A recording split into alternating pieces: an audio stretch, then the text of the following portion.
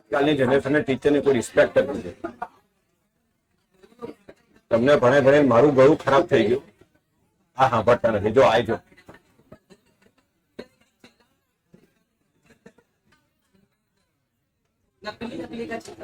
तो जब मैं और मेरी वाइफ घूमने जाए ना तब मिलना मुझे. बेटा आप थोड़ा पढ़ ले. नहीं ठीक है तो आप जा सकते हो. आप लास्ट क्लास में नहीं आए थे. 2 क्लास काई को.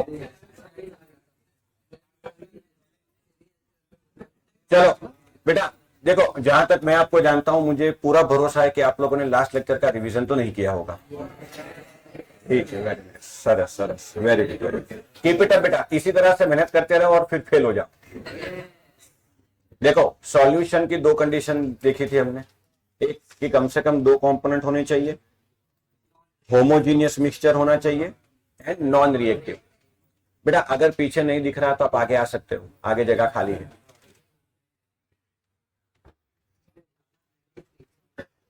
बेटा बस अभी बातें नहीं. तो सॉल्यूशन आर 2 और मोर कंपोनेंट का मिक्सचर होता है जिसमें होमोजीनियस बनना चाहिए और जो 2 कंपोनेंट मिक्स हो रहे हो वो आपस में रिएक्ट नहीं करने चाहिए ताकि रिएक्शन के बाद कुछ नया ना बन जाए. ठीक है.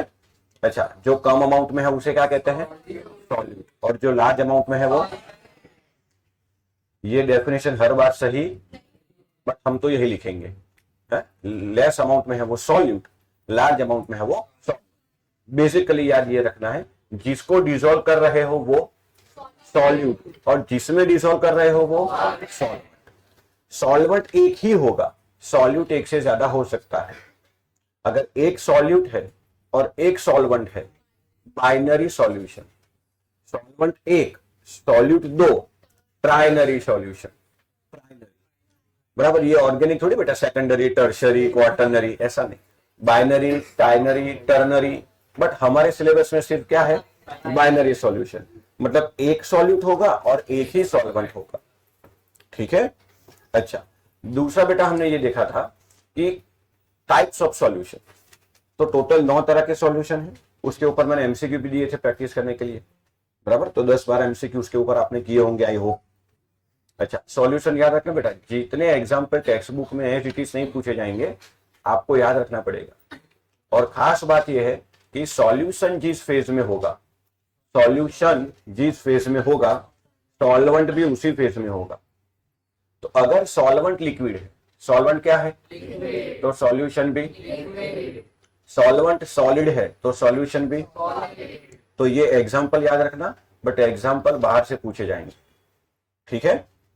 सबसे इंपॉर्टेंट टर्म शुरू होता है फिर बेटा कॉन्सेंट्रेशन टर्म. कॉन्सेंट्रेशन किसके रिस्पेक्ट में काउंट होती है सॉल्यूट के रिस्पेक्ट में. In fix amount of solvent आप सॉल्यूट कितना ऐड करोगे उसे कॉन्सेंट्रेशन कहते हैं. ठीक है. मान लो 250 ml पानी फिक्स है तो 250 ml पानी में आपने शुगर कितना ऐड किया वो बताएगा concentration. So concentration is calculated on the basis of solute. Solubility is calculated on the basis of solvent. Solubility जो है ना वो सॉल्वेंट की प्रॉपर्टी है. किसकी. और कॉन्सेंट्रेशन सॉल्यूट. अब कॉन्सेंट्रेशन टर्म को मैंने 2 पार्ट में डिवाइड करके दिया. Group A group B. Group A वाली टर्म ऐसी है जिसमें वॉल्यूम आएगा और ग्रुप बी वाली टर्म ऐसी है जिसमें मास आएगा. तो वॉल्यूम वाली टर्म थी 4 percentage V by V, W by we, molarity, normality. और ग्रुप बी वाली टर्म में भी 4 आएगा W by W, mole fraction, molarity, PPM. यहां तक ठीक है. अब हमने शुरू किया था परसेंटेज वी बाई वी से. तो परसेंटेज वी बाई वी का फॉर्मूला बता दो. Volume of solute unit ml upon volume of solution. ये भी किस में लेना है मल्टीप्लाई बाय. अच्छा वॉल्यूम ऑफ सॉल्यूशन की जगह क्या लिखते थे हम of solute plus volume of solute. फिर इसके ऊपर एक क्वेश्चन किया था जिसमें ब्लंडर किया था आपने. अच्छा तो ये है फर्स्ट. सेकंड क्या था percentage W by V that is wait of solute, अब हाँ ये ग्राम में लेना है, वॉल्यूम ऑफ सॉल्यूशन इंटू 100। क्या यहां लिख सकते हैं? नहीं लिख सकते, क्योंकि ये किस फेज में है? सॉलिड फेज में। इसमें भी आपसे एक गलती हुई थी, डायरेक्ट माइनस नहीं कर सकते, यहां डेंसिटी चाहिए, क्योंकि यहां जो डिसॉल्व हो रहा है वो सॉलिड है, जिसमें डिसॉल्व हो रहा है वो लिक्विड है। तो टोटल बढ़ेगा या कम होगा? ऐसा नहीं होगा। जैसे 50 ml water plus 50 ml milk, तो टोटल होगा 100 ml, क्योंकि दोनों लिक्विड है। But 50 ml sugar in 100 ml water, तो टोटल 100 होगा, 150 नहीं होगा। तो ये चीज इसमें ध्यान रखना।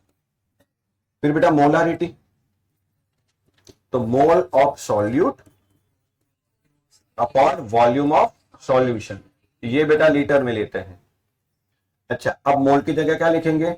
Wait upon molecular weight into, अगर वॉल्यूम ml में लिया तो ऊपर 1000 से मल्टीप्लाई करेंगे। तो बेटा मोस्ट ऑफ द केस में ये आपका एप्लीकेबल होगा न्यूमेरिकल में, बट ये भी याद रखना, और इसको याद रखना मुश्किल नहीं है, मोल अपॉन वॉल्यूम, सिंपल तो है। अच्छा, मोलारिटी का यूनिट क्या होता है? हाँ, मोल पर लीटर, इसी को कहते हैं मोलर, कैपिटल एम। तो मोलारिटी का सिंबल एंड मोलारिटी के यूनिट का सिंबल दोनों सेम है। तो क्वेश्चन में ना कई बार ऐसा होता है m is equal to 2m, तो ये प्रिंटिंग एरर नहीं है, इसका मतलब है मोलारिटी कितनी है? 2 मोल। ठीक। उसके बाद देखा था नॉर्मलिटी। अब देखो नॉर्मलिटी हमारे इस चैप्टर में तो नहीं है, तो जिनका टारगेट गुड सेट तक ही है वो नॉर्मलिटी ना करे, और जिनको नॉर्मलिटी करना है वो बस ये फॉर्मूला याद रखें, molarity into n factor. Normality का सवाल हो बेटा, आप सबसे पहले मोलारिटी निकालोगे, उसमें कुछ भी दिया हो, आपको क्या करना है पहले, और फिर मोलारिटी को एन फैक्टर से मल्टीप्लाई करना है। अब एन फैक्टर के लिए आपको रेडॉक्स चैप्टर में मैंने 4 केस डिटेल में पढ़ाए हैं। फिलहाल जिनको वो सारी चीजें याद नहीं है, वो सिर्फ एसिड बेस के रिलेटेड याद रखें। फॉर एग्जाम्पल HCl का बेटा एन फैक्टर क्या होगा? तो देखो इसमें हाइड्रोजन कितने हैं? 1। HNO3 का एन फैक्टर क्या होगा? 1। H2SO4 का क्या होगा? 2, क्योंकि इसमें 2 रिमूवेबल H है। अब याद ये रखना है H3PO4, H3PO3, H3PO2, तो यहां हर जगह 3 नहीं आता, तो ये याद ही रख लेना। अब क्यों? तो वो मैंने नोट्स जो शेयर की थी उसमें आपने लिखा भी होगा, रेडॉक्स में भी है। एन फैक्टर के जो 4 केस है ना, उसमें से हमारे लिए फिलहाल इस चैप्टर में 2 ही काम के हैं, n factor for acid and n factor for base. अगर नॉर्मलिटी करनी है तो, नहीं करना है उनके लिए ये टॉपिक नहीं है, जोर जबरदस्ती थोड़ी है भाई, गुड सेट ही देना है, कोई बात नहीं। और अगर नॉर्मलिटी करनी भी है तो फॉर्मूला ये याद रखना, वो इक्विवेलेंट वेट और वो सब भूल जाओ, क्योंकि उसमें आप कंफ्यूज हो जाओगे। तो जहां नॉर्मलिटी दिखे पहले क्या कैलकुलेट करोगे? मोलारिटी, और फिर एन फैक्टर से मल्टीप्लाई कर देता। तो एसिड के लिए एन फैक्टर क्या होता है?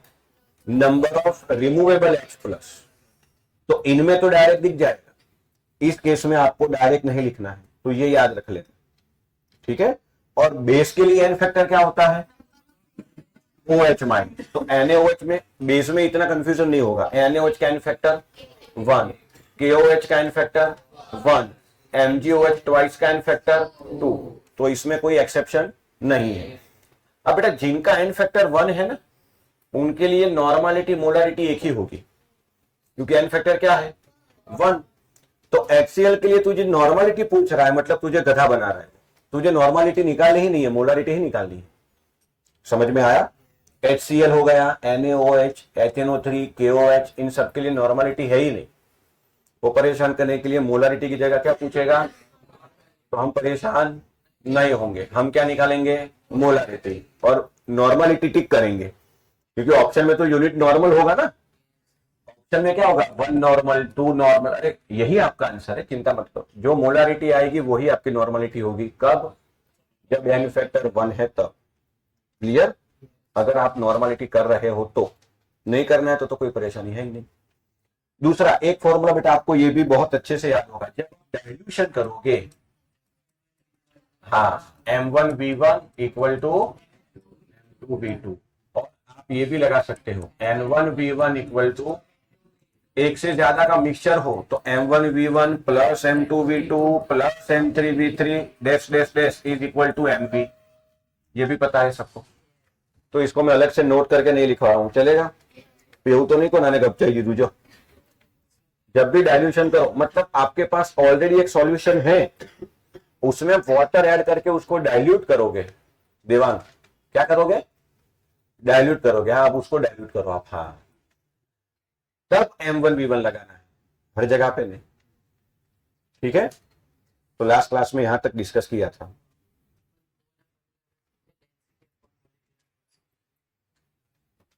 कहां पे?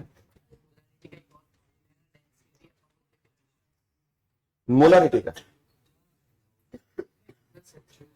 है, ठीक है, बाद में बात करते हैं, अभी इतना ही लगाने का। क्या अभी मैं ग्रुप बी वाली टर्म में जा सकता हूं? और आज न्यूमेरिकल बहुत प्रैक्टिस करने हैं तो पेज या रफ बुक रेडी रखना। ग्रुप बी वाली टर्म में बेटा नंबर 5 पर पहुंचे हम। ग्रुप बी में कितनी टर्म थी बताओ? 4, कौन कौन सी? W/W, yes, percentage W/W। अब मुझे यहां देख के बताओ, जो डिसॉल्व हो रहा है वो किस फेज में है? जिसमें डिसॉल्व हो रहा है वो भी, तो इसमें तो मजा ही है, दोनों को डायरेक्टली ऐड कर सकते हो। तो आज का हेडिंग लगा के मैं डेफिनेशन बोल रहा हूं, लिखो।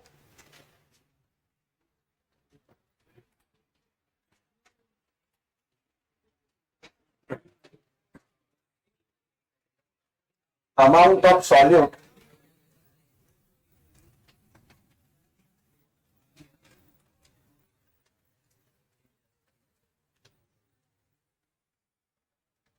Amount of solute into bracket gram. अच्छा, मैंने ये भी बताया था कि सारे सीजीएस यूनिट क्यों लेने हैं, स्मॉल स्केल पर कैलकुलेट करते हैं इस वजह से। हाँ, amount of solute in gram dissolve in, amount of solute in gram dissolve in 100 gram of solution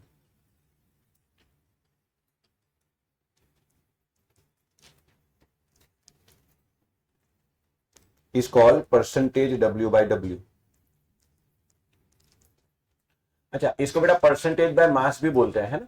text book में इसको बोलते हैं परसेंटेज बाय मास। V/V को बोलते हैं परसेंटेज बाय वॉल्यूम, और W/V को बोलते हैं परसेंटेज वेट बाय वॉल्यूम। तो ऐसे वर्ड में लिखा हो तो भी डरना नहीं, है ना? 3 चीजें बोला मैं। V/V को क्या बोलते हैं? Percentage by volume. W/W को एज बाय वेट, वेट या मास। W/V को परसेंटेज बाय वेट और वॉल्यूम, वेट बाय वॉल्यूम या मास बाय वॉल्यूम, ठीक है? चलो, तो क्या इसका फॉर्मूला खुद ही बना लोगे? वेट ऑफ सॉल्यूट किस में लेना है? ग्राम, अपॉन वेट ऑफ सॉल्यूशन, ये भी किस में? ग्राम में, मल्टीप्लाई बाय। अच्छा, अब क्या मैं यहां ऐसे लिख सकता हूं, W solution is equal to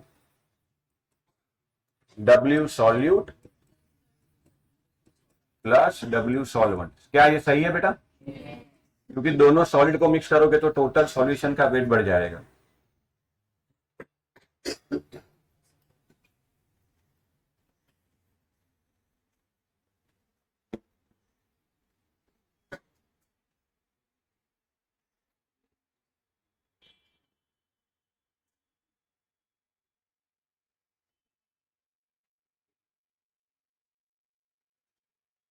हो गया भाई? अच्छा, अब नीचे एक एग्जांपल लिखो।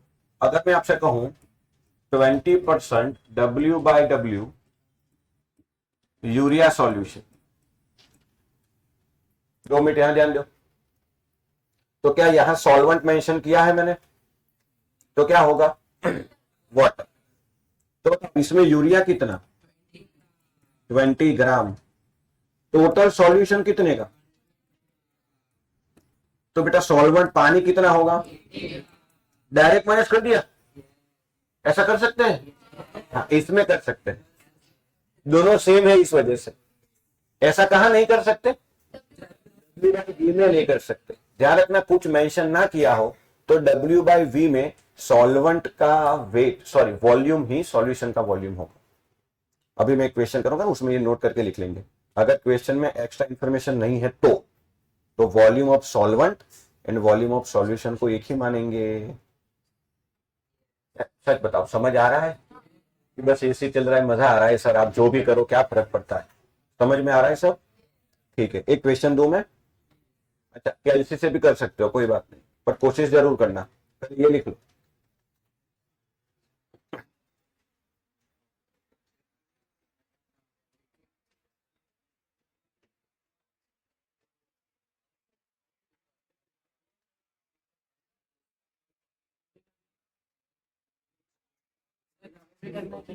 नहीं, फेयर बुक में ही करो, चलो मैं ही करा दूंगा, पहली बार है तो। पहले क्वेश्चन लिख ले।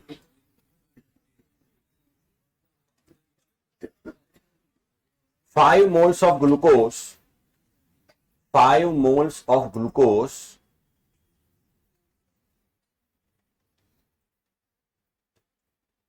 are dissolved in 2 liters of water.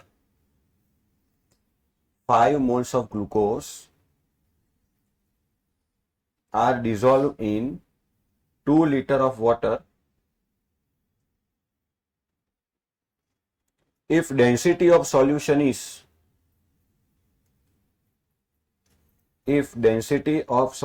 is 1.5 gram per ml.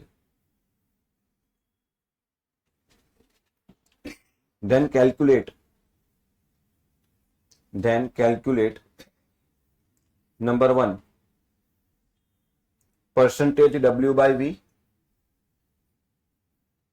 number 2 percentage W/W, number 3 molarity capital M। 2 minute दे रहा हूं, ट्राई करो, फिर मैं पूरा सॉल्व करवाऊंगा, don't worry.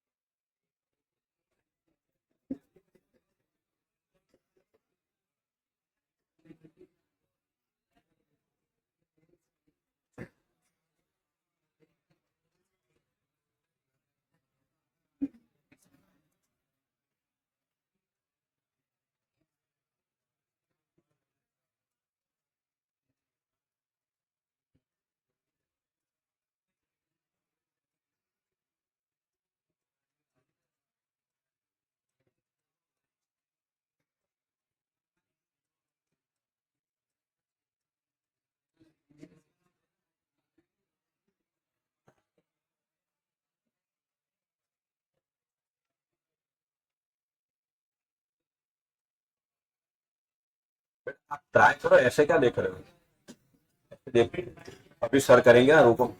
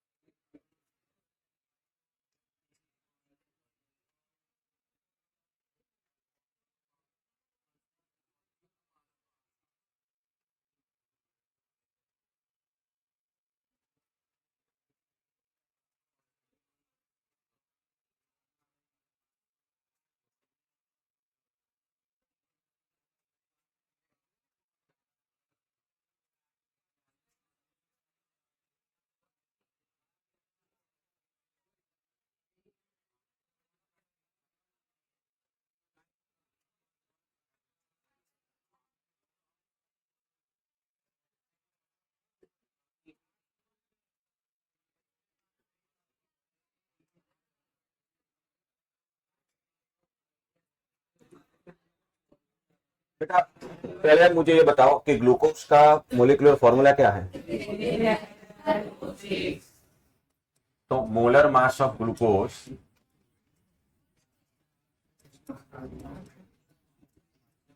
That is C6, इधर ध्यान दो, चलो, that is equal to 6 into carbon plus 12 into hydrogen plus 6 into oxygen. बोलो कार्बन का एटॉमिक मास, हाइड्रोजन का, ऑक्सीजन का, तो बेटा टोटल आएगा 180 ग्राम पर मोल। अब देखो इस चैप्टर में बेटा बाइनरी सॉल्यूशन आएगा हर बार, और जो अच्छे से डिजोल्व होकर होमोजीनियस मिक्सचर बने ऐसे ही सवाल बनेंगे। तो ग्लूकोज, सुक्रोज, यूरिया, इथेनॉल, इन सब के मोलर मास याद रख लो, इतना काम बच जाएगा। जल्दी कैलकुलेट करना है तो सर मुझे तो याद नहीं रहता, तो फिर कर लेना, आधी मिनट ज्यादा जाएगी। अच्छा, तो अगर बेटा मैं ऐसे लिखूं मास of glucose, mass of glucose, तो क्या मैं ये लिख सकता हूं 5 इंटू 180? बोलो कैसे? अरे mole equal to weight upon molecular weight है, तो weight is equal to mole into molar mass होगा कि नहीं? अब मोल कितने हैं, हाँ मोलर मास कितना लाए? अच्छा, तो बेटा ये आ गया मास ऑफ ग्लूकोज।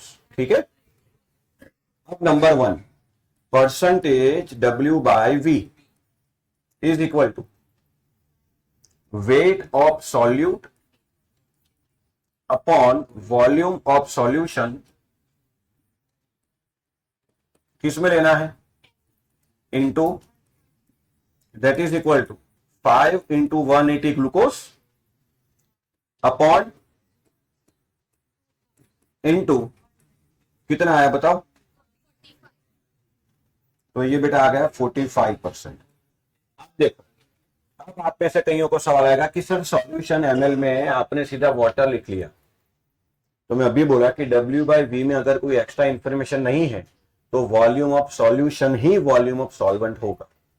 तो ये आप यहां नोट करके लिख लेना साइड में, समझे? For percentage W by V, ऐसा हर जगह नहीं होता बेटा। If no extra information is given then volume of solvent is equal to volume of solution. मैंने एग्जांपल भी दिया था, 100 ml पानी में अगर आप 10 ग्राम ग्लूकोज ऐड करोगे तो टोटल 110 होगा, कि डिजोल्व हो जाएगा। तो पानी कितना था?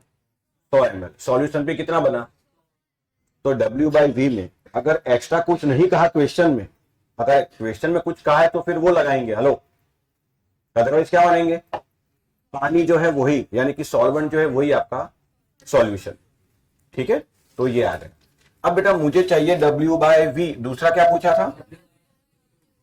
अच्छा, तो दूसरा मुझे चाहिए percentage W by W, that is W solute किस में अपॉन W सॉल्यूशन, ये भी ग्राम में, इंटू 100। क्या सॉल्यूट का वेट है मेरे पास? हाँ है ना, 5 इंटू 180, बट सॉल्यूशन का नहीं है ना। हाँ, तो इसलिए डेंसिटी दी है। तो भाई डेंसिटी क्या होता है? मास अपॉन वॉल्यूम। तो मास क्या होगा? Density into volume. डेंसिटी 1.5 ग्राम पर ml, और वॉल्यूम कितना?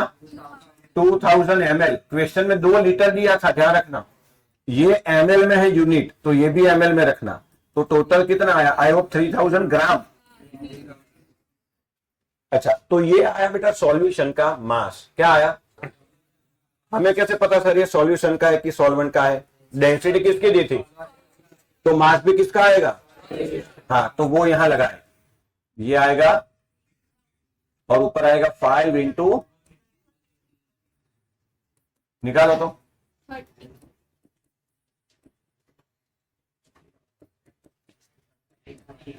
बोलो समझ आया बेटा? बोलो, अरे यार। अच्छा, अब देखिए एक खास बात बताता हूं।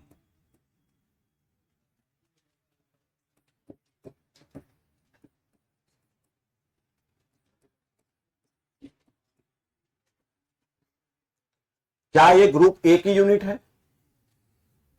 बोलो, क्या ये ग्रुप बी की यूनिट है? तो ग्रुप ए से ग्रुप बी में जाना हो तो डेंसिटी जरूरी है, क्वेश्चन में डेंसिटी दी है। अच्छा, तो इसको डेंसिटी से मल्टीप्लाई कर, ये है 1.5, डब्ल्यू बाई डब्ल्यू कितना आया? हाँ, तो ये ऐसे ही आता है, देख, समझ रहे हो?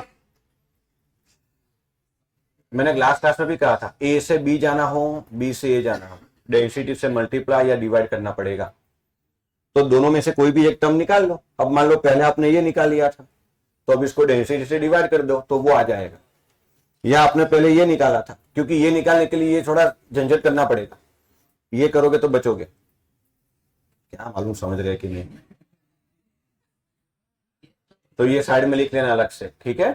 तो ये एक रिलेशन दे दिया मैंने दो टर्म का, बाकी के रिलेशन अभी थोड़ी देर में देता। अच्छा, अब मोलारिटी तो बेटा आप घर से भी निकाल सकते हो। क्या होता है? मोल ऑफ सॉल्यूट। अभी तो क्वेश्चन की फर्स्ट लाइन में लिखा है 5 मोल 2 लीटर। अच्छा, अब कुछ बच्चे इसमें भी बोलेंगे कि नहीं नहीं सर, उसमें ये वाला फॉर्मूला नहीं लगाएंगे। हाँ, तो लगा सकते हो बेटा, आपके पास अगर एक्स्ट्रा टाइम है और केमिस्ट्री के मजे लूटने जाते हो तो कर सकते हो, आंसर वही आएगा। चलो ठीक से लिखना, और यहां नोट लिखना बेटा। कहां गया? हाँ, ये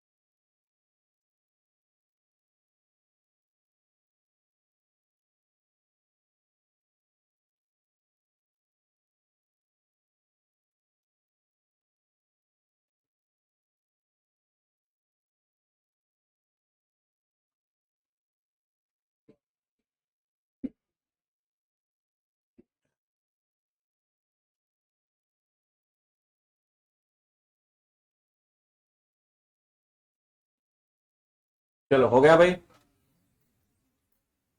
तो ये ग्रुप बी का पहला टर्म खत्म हुआ, ये लिखना बाकी है, वह लिख लो।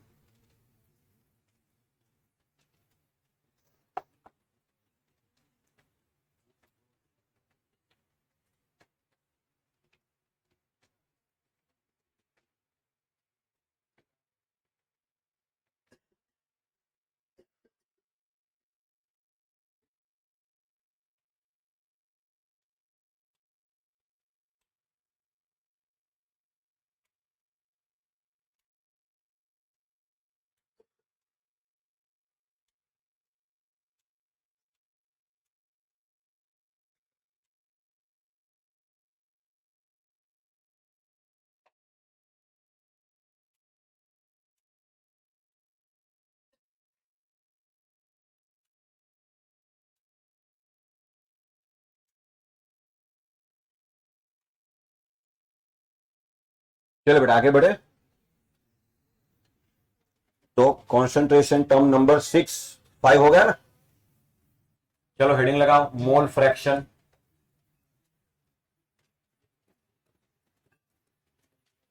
बोलो मोल फ्रैक्शन को कैसे डिनोट करते हैं? हाँ हाँ, लिखते हैं चाय, बोलते हैं काय। लिखो उसमें definition. Mole fraction is a ratio of mole fraction is a ratio of number of moles of substance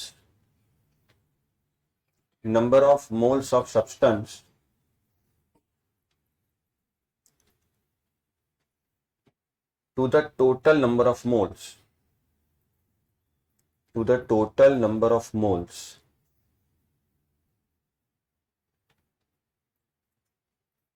अब देखो यहां मैं आपको फिर से याद करा दूं कि सिंबल 1 या सिंबल ए किसके लिए यूज करते हैं?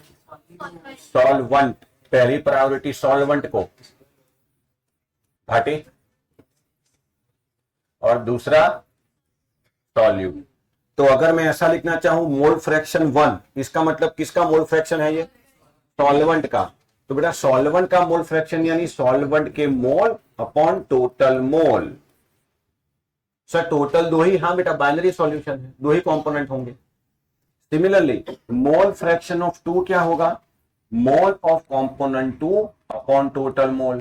बोलो हाँ या ना। दूसरा, मोल फ्रैक्शन जो है ना बेटा वो ऑलवेज 0 से ज्यादा होगा और 1 से कम होगा। आपको पता भी है कि मोल फ्रैक्शन कभी भी 1 से ज्यादा नहीं हो सकता। फ्रैक्शन का मतलब होता है 0 to 1, और परसेंटेज जो है उसको 100 से डिवाइड करने पर फ्रैक्शन मिलता है। चैप्टर नंबर 7 में भी मैंने यही कहा था। डिसोसिएशन अल्फा जो हम लेते थे, डिग्री ऑफ डिसोसिएशन, वो भी ये है। मान ले तेरे मैथ्स में 100 में से मार्क्स है 80, कितने? तो परसेंटेज कितने हुए? फ्रैक्शन कितने हुए? 0.8। हाँ, तो आपके जो परसेंटेज है ना उसको 100 से डिवाइड करोगे तो वो फ्रैक्शन बनेगा। भाई मेरे क्लास में टोटल 100 बच्चे हैं, उसमें से 50 बॉयज है, तो बॉयज का परसेंटेज कितना हुआ? 50, पर बॉयज का फ्रैक्शन 0.5। समझे? तो जो परसेंटेज निकालते हो कि नहीं, उसको 100 से डिवाइड कर दो, वही आपका फ्रैक्शन है। तो फ्रैक्शन ऑलवेज 0 to 1 के बीच में भी आएगा।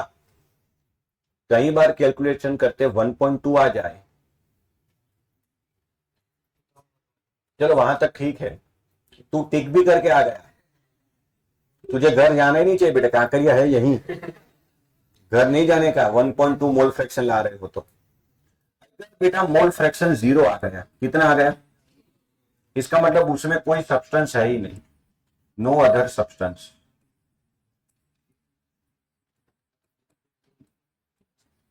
और अगर मोल फ्रैक्शन 1 है तो इसका मतलब आएगा बेटा only pure substance. For example, मैं सिर्फ पानी लूं और आपसे कहूं इसमें पानी का मोल फ्रैक्शन कितना? 1, क्योंकि उसमें वो कुछ और है ही नहीं, तो उसको बोला जाएगा ओनली प्योर सब्सटेंस। मैं पानी लेके आपसे पूछूं इसमें शुगर का मोल फ्रैक्शन कितना, क्योंकि उसमें शुगर है ही नहीं, तो no other substance, that is 0। और सिर्फ प्योर सब्सटेंस हो तो 1। ठीक है, तो आपका आंसर 0 से 1 के बीच में आएगा मोल फ्रैक्शन का। अच्छा, total of mole fraction is 1 होता है, तो mole fraction of 1 and mole fraction of 2 is equal to 1। तो x2 is equal to 1 minus x1 ऐसे भी लिख सकते हैं। तो किसी एक कंपोनेंट का मोल फ्रैक्शन निकाल लो, दूसरे का कंपोनेंट का 1 माइनस करके निकाल सकते हो। दो ही कंपोनेंट हो गए ना, बाइनरी सॉल्यूशन है तो इतना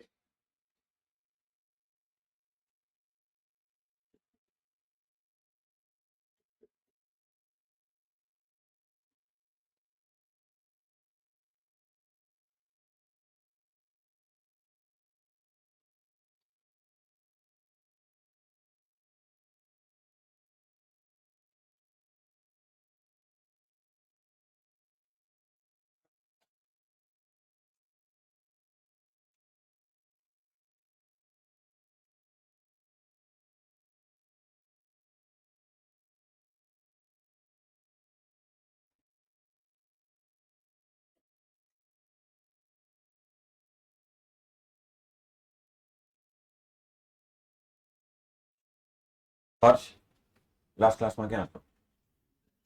હા એટલે જ પૂછું છું.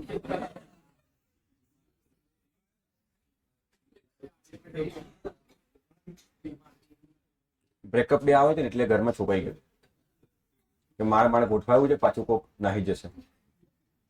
લક્ષણો પાછા એવા છે એના.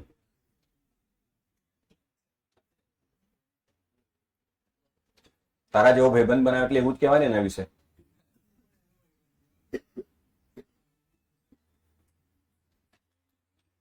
और कृष्णा कैसा फील आ रहा है बालकनी से? वही लास्ट बेंच कॉर्नर सीट, आ हा हा, तकिया वकिया चादर वादर हो तो सर यहीं लेट जावे. अफसोस अकेले लेटना पड़ेगा.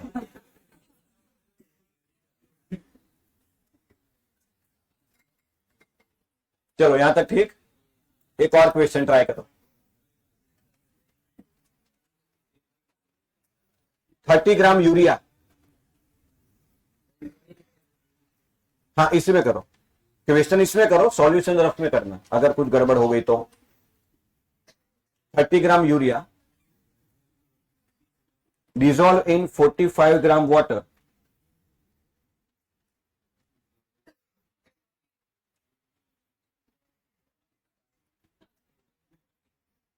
Then calculate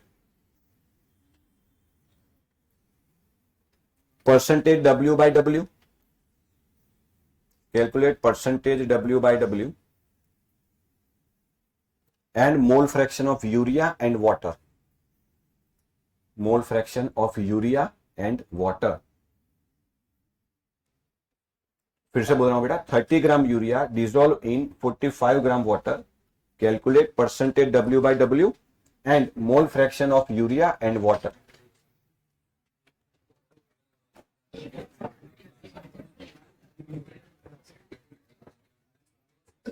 अच्छा, आप में से कुछ होंगे जिनको यूरिया का फॉर्मूला भी नहीं मालूम होगा. पीटू मामा के भांजे सब. हाँ, ऑर्गेनिक के फर्स्ट लेक्चर में तो वॉलर सिंथेसिस पढ़ाया था. NH2CO NH2, इसका भी मोलर मास याद करो बेटा 60. फिर भी काउंट कर लो एक बार काउंट करोगे ना याद रहेगा. यूरिया और एसिटिक एसिड दोनों का मोलर मास सेम होता है.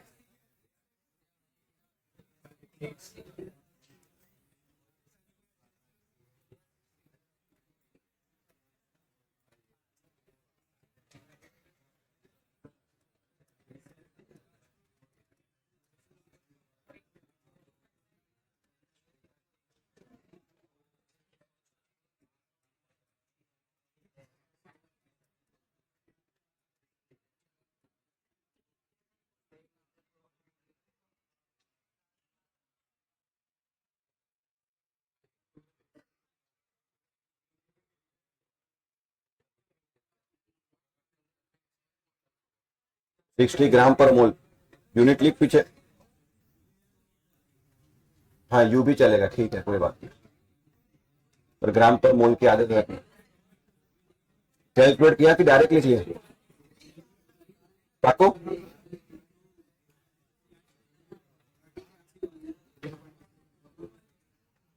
ये एग्जाम में नहीं चलेगा. हाँ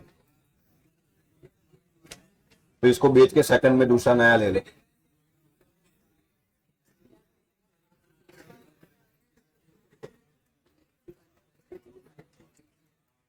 क्वेश्चन करने है छोकरी, क्वेश्चन करना है. અલા તમારા ગ્રુપ ડિસ્કશન હોય દર વખતે એક્ઝામ બધે સાથે જ જવાના, એમ જાતે ટ્રાય કરો.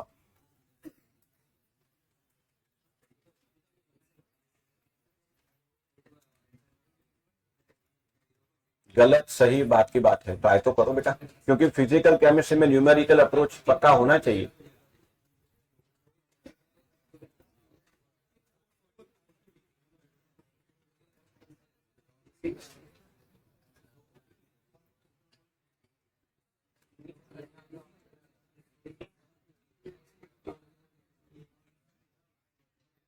डन.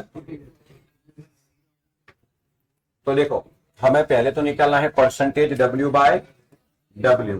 बताओ फॉर्मूला. वेट ऑफ सॉल्यूट किसमें? ग्राम अपॉन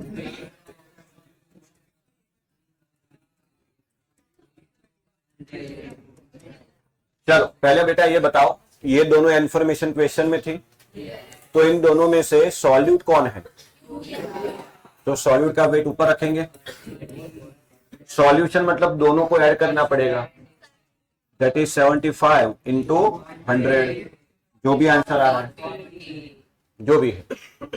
अच्छा, अब यूरिया का मास बेटा, तो यूरिया का मोलर मास क्या है?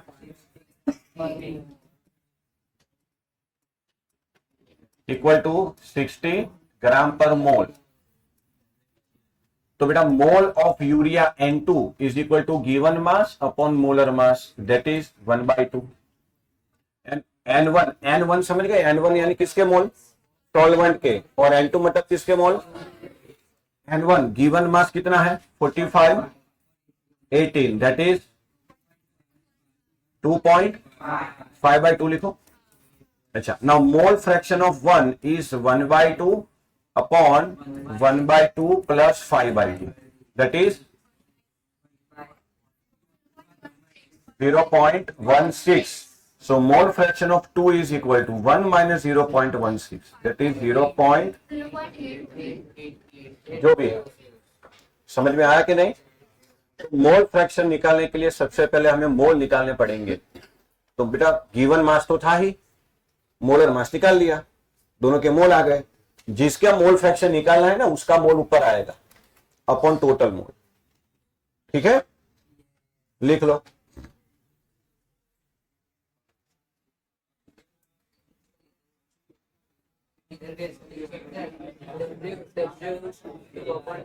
हाँ हाँ,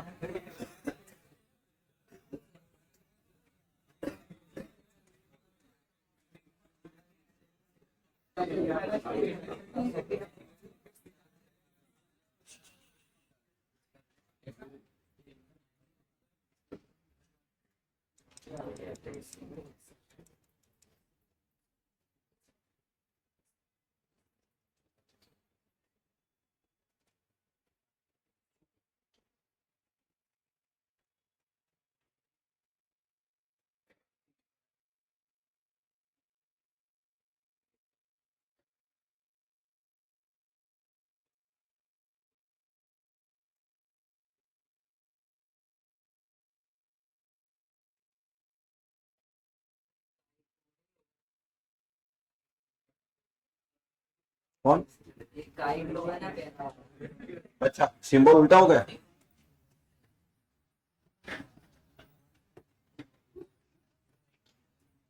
हाँ बराबर, सॉल्वेंट ज्यादा होगा।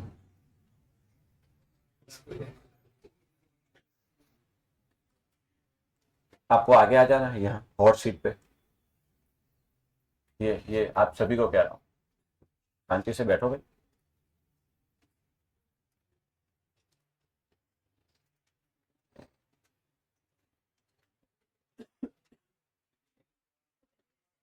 वरना एक दूसरे के ऊपर बिठा लूंगा, दोनों में से किसी एक को मजा आएगा।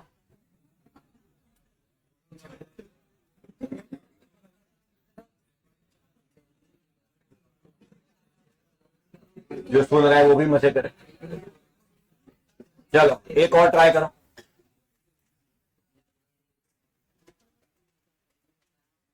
An aqueous solution contains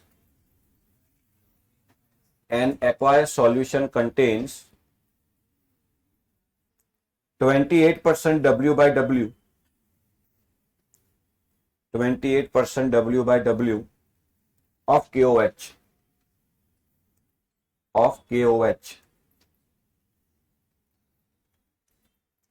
if density of solution is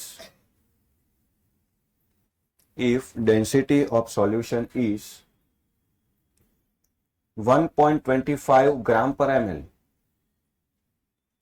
1.25 gram per ml, then calculate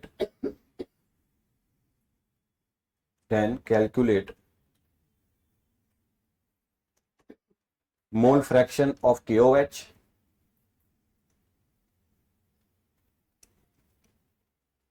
percentage W by V,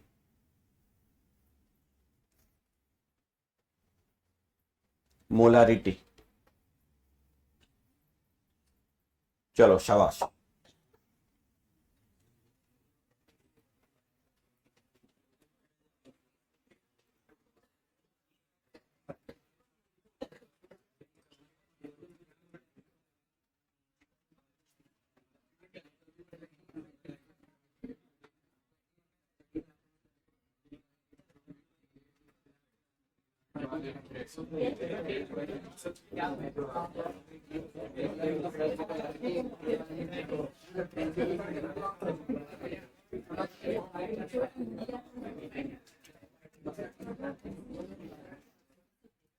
लाओ तो एक मिनट।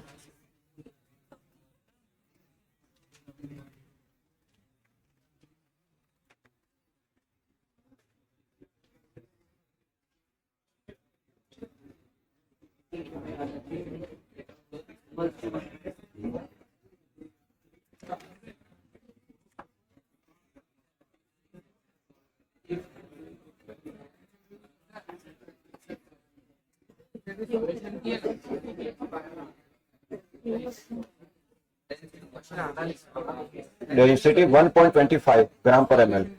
हाँ, डेंसिटी सॉल्यूशन की ही होती है।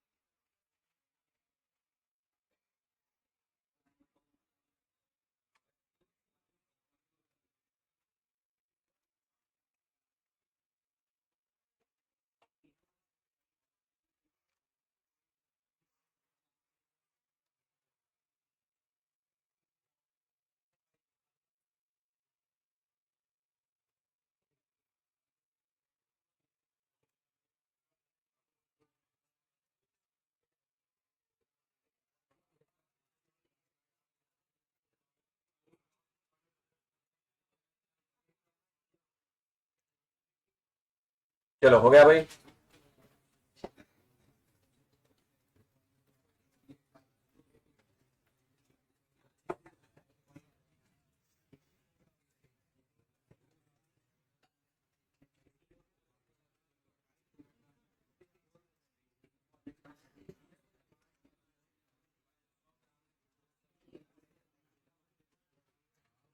देखो यहां ध्यान दो। चलो पहले क्या निकालना था? परसेंटेज डब्ल्यू बाय, तो अब तो ये फॉर्मूला जानते हो आप, W by W into, W by W कितना है? डेंसिटी कितना आएगा? तो चलो ये हो गया बेटा। अब देखो 28% KOH, W by W, sorry W by W है ना ये। तो बताओ इसमें KOH कितना? 28 ग्राम KOH। और बाकी बचा वो क्या होगा?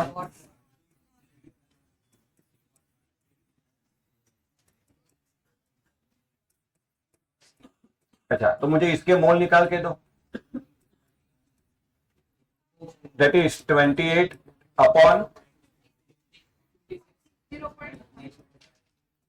दैट इज 1/, और ये 72 अपॉन 18 कितना है? अच्छा तो mole fraction of KOH is equal to 1/2 upon 1/2 plus 4। बोलो कर लोगे? फिर तो जो भी है समझ आया बेटा। 28%, तो 28 क्या हुआ? KOH, और बाकी बचा वो। ये डायरेक्ट कर सकते हैं ना, अगर दोनों टर्म सेम हो तो डायरेक्ट माइनस कर सकते हैं। W बाई वी में सिर्फ ऐसा नहीं होता। अच्छा अगर इसका मास पता हो तो उसको मोलर मास से डिवाइड कर दो तो उसके मोल आ जाएंगे। इसका मास पता हो divided by molar mass, mole. Mole fraction किसका निकालना है? KOH का। तो जिसका मोल फ्रैक्शन निकालना हो उसके मोल को ऊपर रखो और नीचे दोनों का टोटल, तब आगे जो भी आंसर आए। एक और बात पूछिए आपसे, क्या? Molarity, that is moles of solute upon volume इन। क्या मोल्स ऑफ सॉल्यूट है हमारे पास? KOH कितना है? 1/2, बट वॉल्यूम नहीं है, बट डेंसिटी है। डेंसिटी कितनी बेटा? मास अपॉन वॉल्यूम, तो volume is equal to mass upon, अच्छा तो मास कितना? सॉल्यूशन बेटा W बाय W होता है, वो क्या होगा? 100 अपॉन डेंसिटी कितने? अच्छा अब देखो ये ग्राम, ये है ग्राम पर ml, तो आपका वॉल्यूम किस में आएगा? ये ध्यान रखना कितना है? 100/1.25, 80। तो अगर यहां आप 80 लिख रहे हो तो ऊपर 1000 लिख रहे हो, या तो यहीं पर 0.8 लिख, 0.08 सॉरी। क्या ये समझ आया? पक्का? ये मास 100 कहां से आया? परसेंटेज वाले टर्म में सॉल्यूशन का टोटल वॉल्यूम या मास 100 होता है परसेंटेज वाली टर्म में, ठीक है। तो 100 मास था, डेंसिटी 1.25 थी, ये 100 ग्राम, ग्राम पर एमएल, तो ये आपका आंसर एमएल में आएगा। पर मोलरिटी में ये क्या है? लीटर में, तो ये एमएल में लिखो तो ऊपर 1000 से डिवाइड करना पड़ेगा, मतलब ऊपर जाएगा वो 1000, तो ये आएगा, वो आपका आंसर आएगा। यूनिट लिखना मोलर। मोल फ्रैक्शन और परसेंटेज वाली टर्म के यूनिट नहीं होते। मोलारिटी, नॉर्मालिटी, मोलालिटी, इन सब में यूनिट लिखना, ठीक है बेटा। लिखना बाकी है? बाकी है तो जल्दी करो।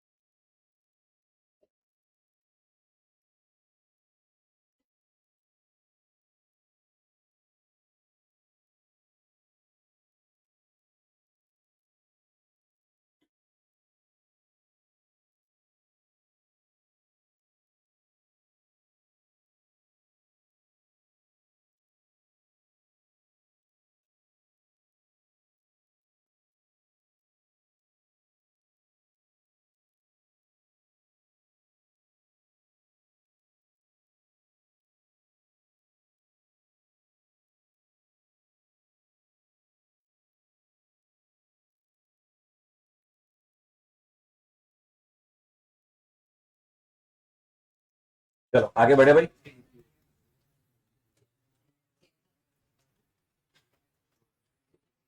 अब 7 नंबर आया ना। 7, 7 में लिखो molality.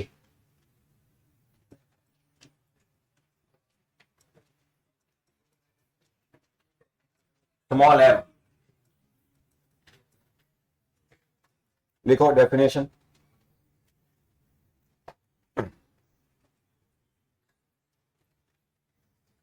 Number of moles of solute,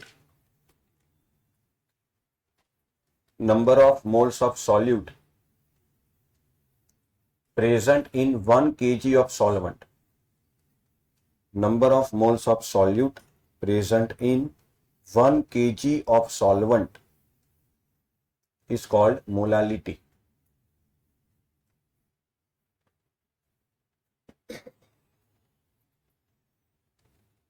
तो बेटा मोलालिटी की जो फॉर्मूला बनेगी, small m is equal to mole of solute on weight of solvent, किस में लेना है? तो बेटा ध्यान रखना, जितनी भी कॉन्सेंट्रेशन टर्म पड़ी उसमें ये स्पेशल है, क्योंकि उसमें डिनोमिनेटर में सॉल्वेंट का वेट आता है। क्या आता है? बाकी सबके फॉर्मूला देख लो, डिनोमिनेटर में सॉल्यूशन ही है। W by v, W by डब्ल्यू, B by we, molarity, normality, सभी में डिनोमिनेटर में क्या आता है? सॉल्यूशन। मोलालिटी एक लौती टर्म है जिसमें डिनोमिनेटर में क्या आता है? सॉल्वेंट। तो जब कोई प्रॉपर्टी हमें सॉल्वेंट के स्पेसिफिक रिस्पेक्ट में स्टडी करनी हो, जो कि हम आगे स्टडी करेंगे कॉलिगेटिव प्रॉपर्टी, उसमें हमें मोलालिटी ही लेनी पड़ेगी। अच्छा, अब इसको और मॉडिफाई कर सकते हैं। कैसे? W2 बाय M2 इंटू, अगर W1 आपने ग्राम में लिया तो ऊपर क्या आएगा? 1000। यस, तो ये स्पेशल चीज है, उसकी ध्यान रखनी। यहां तक खत्म करो।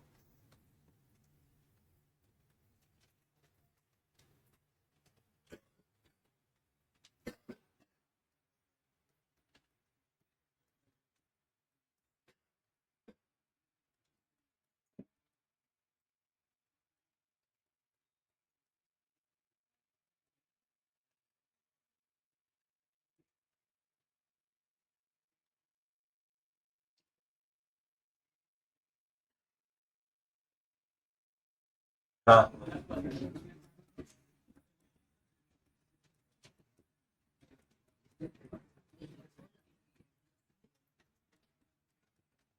पीपीएम में बस बेटा इतना ही लिखो, क्योंकि ये हम बहुत ही रेयर यूज करते हैं। टेक्स्ट बुक में इसके ऊपर एक ही न्यूमेरिकल है, ज्यादा पूछा भी नहीं जाता, काफी स्मॉल स्केल पर है ये। पीपीएम का मतलब होता है पार्ट्स पर मिलियन, यानी 1 मिलियन में सॉल्यूट के कितने पार्टिकल। तो न्यूमरेटर में आएगा number of parts of component, यानी कि जिसके लिए आप पीपीएम मेजर करना चाहते हो वो, upon total number of particles. Total number of particles ऐसे लिखना।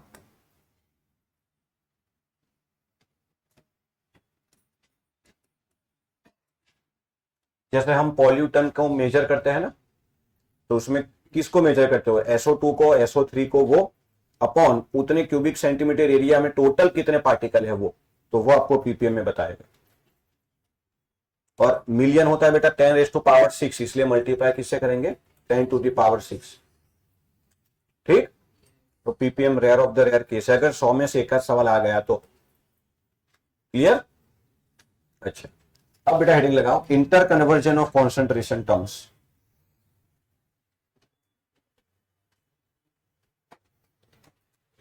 और जैसे मैं लिख रहा हूं वैसे लिखते जाओ, बाद में एक्सप्लेन कर रहा हूं।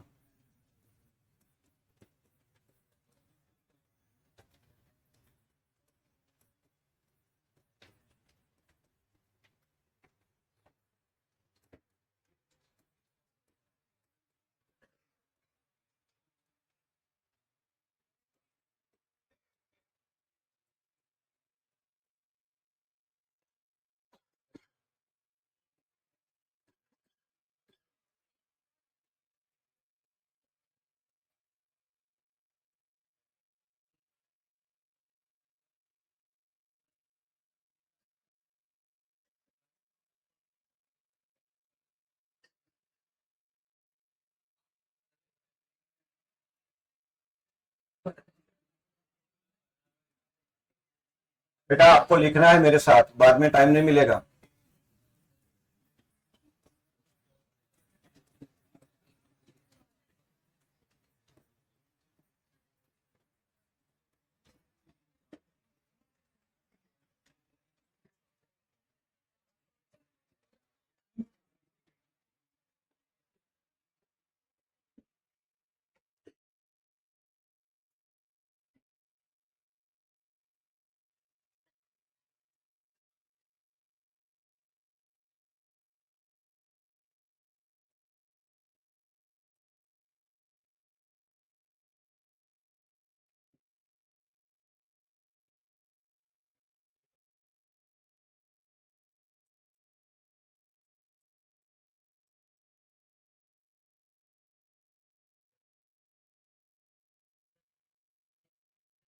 हाँ हाँ, ऐसे जैसे मैं लिख रहा हूं वैसे लिखना।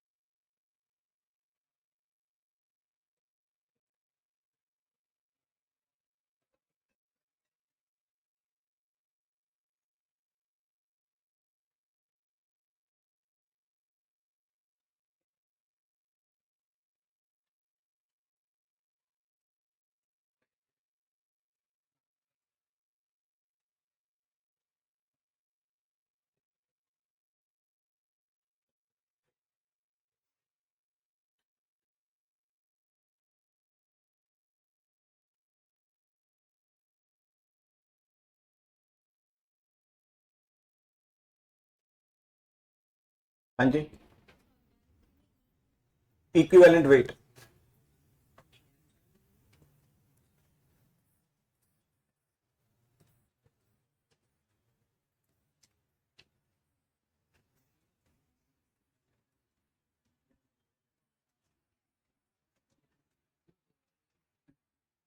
इक्विवेलेंट वेट એટલે यानी कि molar mass into n factor. पर आपको ये फॉर्मूले तो याद नहीं रखने ना, नॉर्मलिटी तो सिर्फ लिखने के लिए फॉर्मूले लिखे हैं सब, आपको तो ये कन्वर्जन वाले फॉर्मूले याद रखने। ठीक है, डेंसिटी, हाँ, इक्विवेलेंट वेट, मोलिकुलर वेट होता है वैसे equivalent weight, molar mass by n factor.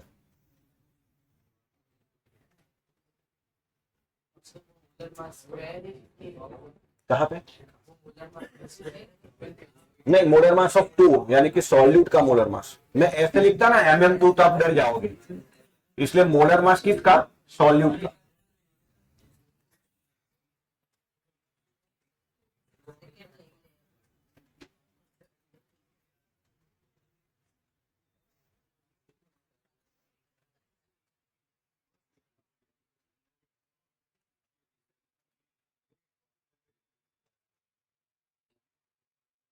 इसमें बेटा सबसे इंपॉर्टेंट मैं आपको बता दूं, हाँ, डेंसिटी, डेंसिटी, हाँ, सबसे इंपॉर्टेंट यही है, मोलारिटी और मोलालिटी। बराबर। थोड़ा और अगर मैं बताऊं तो एक ये इंपॉर्टेंट है, बाकी ठीक है। हाँ सॉरी, W/V है यहाँ, ये वाला परसेंटेज।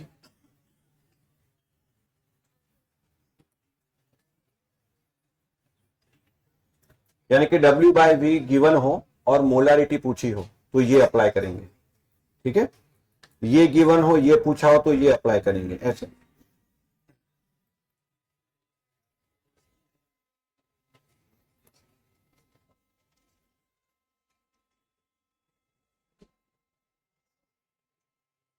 चलो हो गया।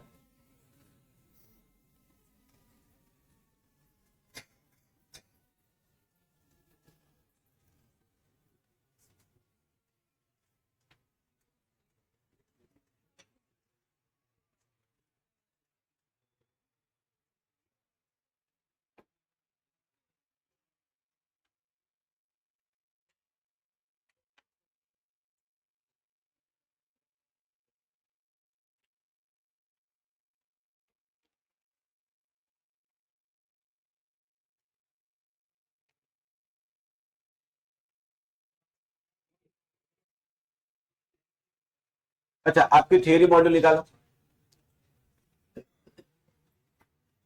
उसमें पेज नंबर 9 पर देखो एक टॉपिक है 1.3 सॉल्युबिलिटी। तो यहां हमने इस चैप्टर का पहला सेगमेंट खत्म किया, कॉन्सेंट्रेशन के सारे फॉर्मूला और उनके इंटर कन्वर्जन। ठीक, सारी टर्म हो गई। तो सॉल्युबिलिटी मिला बेटा पेज नंबर 9 पर, उसके ऊपर तक जो कुछ भी है वो सब आपको पढ़ना है और न्यूमेरिकल है तो फेयर बुक में लिखना है। जैसे उसके ऊपर देखो सेंटीमोलर, डेसीमोलर, मिलीमोलर किसे कहते हैं वो सब है। मैं क्या कह रहा हूं, टॉपिक नंबर 1.3 है सॉल्युबिलिटी, उसके पहले तक जो कुछ भी है इस थियरी मॉड्यूल में वो न्यूमेरिकल है तो न्यूमेरिकल फेयर बुक में लिखने हैं, और इंफॉर्मेशन है वो पढ़ लेनी है। जैसे ये सब इंटर रिलेशन वाली बातें हो गई तो वो लिखना मत, पर एक बार देख लेना। और एमसीक्यू मॉड्यूल में से कॉन्सेंट्रेशन टर्म के जितने भी एमसीक्यू हो वो सब खत्म कर दे। क्लियर?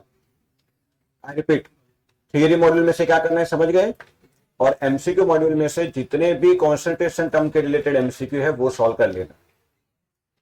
तो हम कल मिलेंगे 11th के लिए।